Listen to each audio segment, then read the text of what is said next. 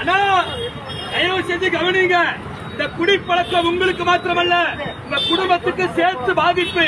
நீங்க குடிக்கிறதுனால உங்க குழந்தைகளுடைய கல்வி எதிர்கால கேள்விக்குறியாக்கப்படுதுன்னா பல பெண்கள் குடிக்கிறதுனால இளம் வயதிலேயே விதவைகளாக்கப்படுறாங்க. பல குழந்தைகள் தகப்பனற்றவங்களா மாறுறாங்க. தயவு செஞ்சு குடிக்காதீங்கன்னா குடிக்கிற காசுக்கு வீட்டுக்கு அரிசி பருப்பு ஆயிட்டு போங்க. உங்க பிள்ளைகளை படிக்க வைங்க.